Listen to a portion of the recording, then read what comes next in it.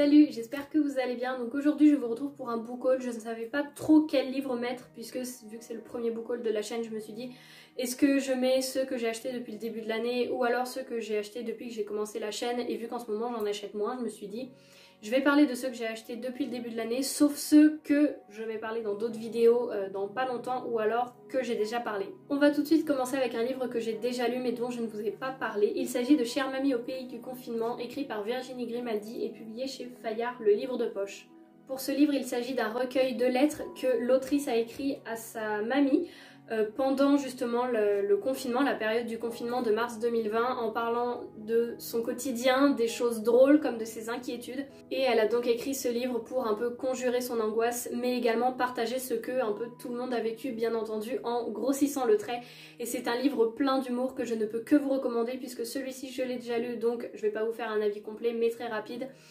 C'est un livre vraiment qui respire le bonheur. Moi j'ai rigolé du début à la fin, ça se lit très bien et très facilement. Et pour vous donner un exemple, chaque jour où elle écrit, elle met donc la date et avec une photo qui correspond au jour. Et tous les bénéfices de ce livre sont reversés à l'association Hôpitaux de Paris de France, donc je trouve que c'est en plus un très bon geste.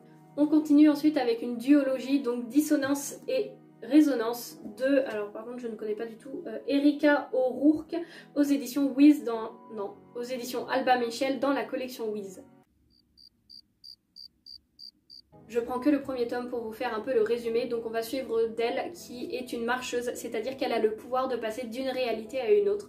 Sauf qu'un jour en assistant un peu à au conseil, j'allais dire une conférence, mais au conseil des marcheurs, elle va découvrir un terrible secret qui pourrait bouleverser l'univers tout entier. Donc je pense que ça va être quelque chose qui va tourner vraiment autour du fantastique, de passer d'un monde à l'autre, et c'est vraiment quelque chose qui m'avait intéressée. Je l'avais pris à Nose. J'avais trouvé les deux tomes en vraiment très bon état et j'ai vu des retours très positifs également sur ce livre, donc je me suis dit bon bah pourquoi pas. Ensuite j'ai acheté Le pouvoir du moment présent de Eckhart Tolle aux éditions J'ai lu dans la collection Bien-être. Donc je ne vais pas vous en faire un grand résumé puisque tout est dans le titre. Le pouvoir du moment présent, c'est un livre évidemment comme je vous l'ai dit sur le bien-être, sur le fait de tout simplement réussir à vivre à l'instant présent, à trouver un peu de bien-être, de légèreté et de grâce.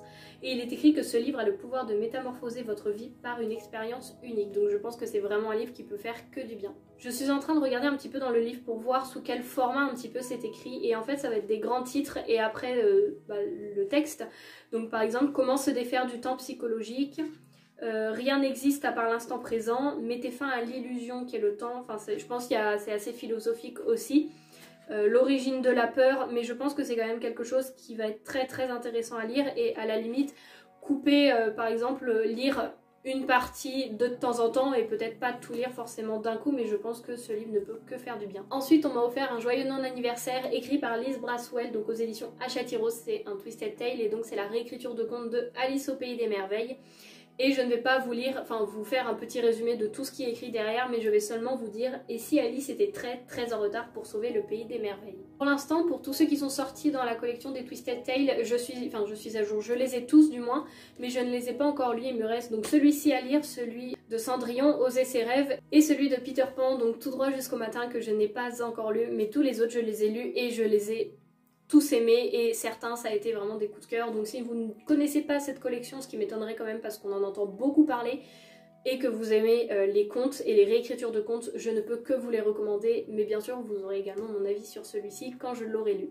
Et pour terminer, j'ai reçu L'histoire de Pi de Yann Martel aux éditions Gallimard Jeunesse. Dans cette histoire, nous allons suivre Piscine Molitor Patel, autrement appelé Pi. Il a 16 ans et il va quitter Pondichéry pour aller au Canada.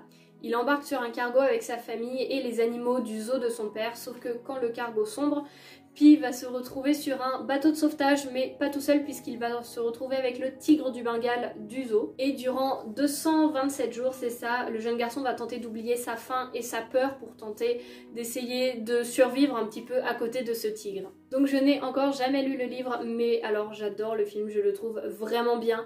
Au niveau des images, des idées, de l'aventure, vraiment je l'adore. Et donc quand j'ai vu qu'il y avait un livre tout simplement sur cette histoire, je me suis dit il faut absolument que je la découvre. Je ne sais pas encore quand est-ce que je le lirai, mais je pense que ça va être un livre d'autant plus intéressant puisque je crois qu'on va y parler également de religion, un peu plus que ce qu'on peut voir un petit peu dans le film.